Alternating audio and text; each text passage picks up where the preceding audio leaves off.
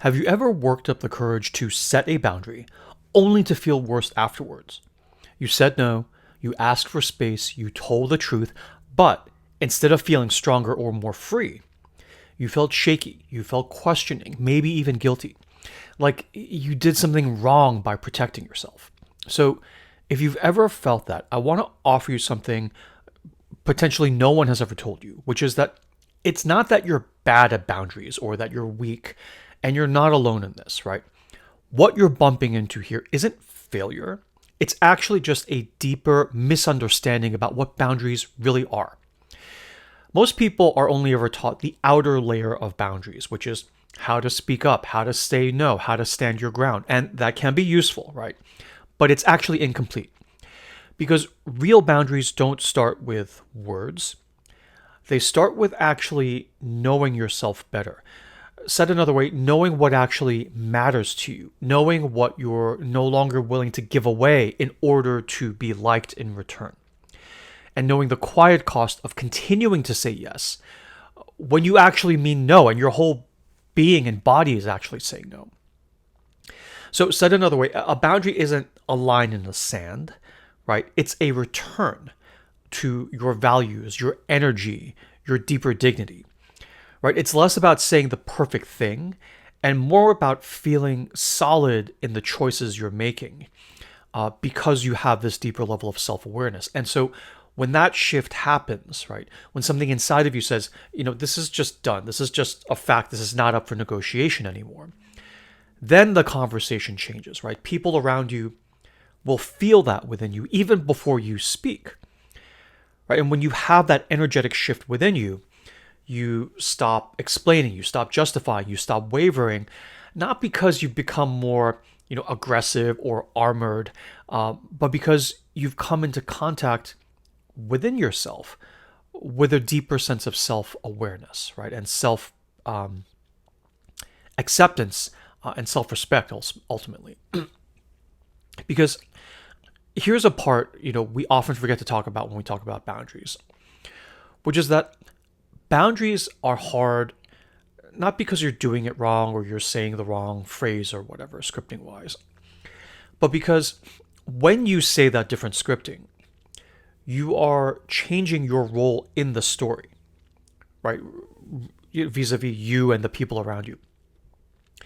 Because maybe up to this point, you have been the reliable one, right? The peacekeeping one, the cheerful one, the over-functioner, right? The one who rescues and takes care of everyone else, the one who absorbs and adapts and softens and makes it easier for everyone else without even being asked, right? So when you start to draw a boundary, even if no one reacts badly at first, you might still within yourself feel a wave of panic because not because the people around you can't actually take care of themselves, right?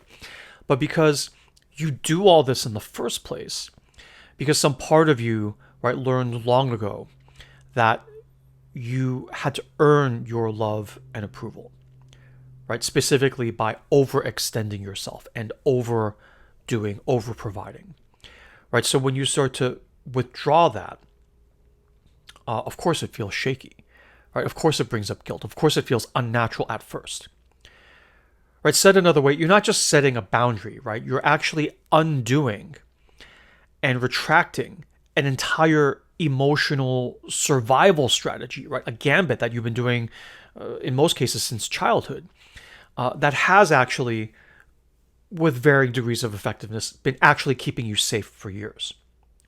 Okay. So here's an invitation.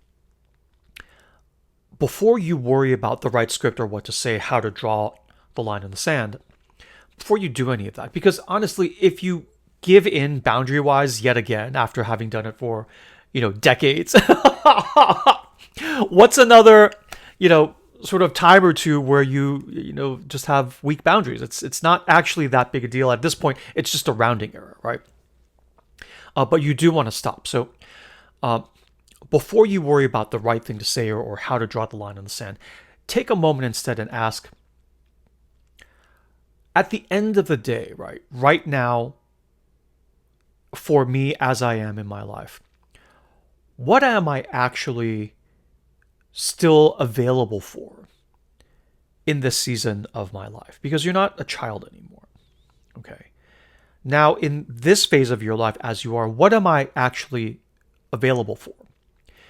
And another question, and you can journal on these, right? What is the hidden cost in my life that I'm tired of paying? Right. And another question, another way to ask it is, where in my life am I still giving of myself from a place of fear, not from a place of love, joy, and delight? And then just see what comes up. Right? And the point is, whatever comes up in this self-reflection, you don't have to act on it right away. You don't have to run out and start, pushing people back with boundaries right away with a hard line in the sand. But for you, leaving everybody else out of it, just starting within your own self to listen to those answers, right? That itself is a kind of boundary, because often when people ask you and your whole being says, well, no, I don't want to do that, but you say yes anyway, it's often because what you actually want inside has not been brought to full self-awareness or full consciousness. And the reason that is because, not because other people are shutting you up, it's within your own self. There isn't that space for you to sit and hear yourself and what your own needs are, because of that fear of, loss of love and everything else we've talked about in this and other videos. Right, so even just starting to listen to those answers within your own self, that itself is the beginning of a boundary. Not a boundary made of words or lines in the sand, but an inner boundary made up of self-trust and self-knowledge. Okay, and so that is the thought I wanted to share with you. And if all of this spoke to you, right, if something in what I've said so far helped you feel a bit clearer, calmer, or more seen, I do want to let you know that there is more we can do together, right? There is a full program that I have prepared recently that goes even deeper into all of this around boundaries, but not just how to speak a boundary, but to become someone whose boundaries naturally exist, are expressed, and are naturally held as an energetic shift within you. Right? And if that feels right to explore, I'm here for you. Let me know. There will be links in the description. And even if not, I'm so glad we got to spend our time here together today. Either way, your clarity absolutely matters, and your peace is worth protecting.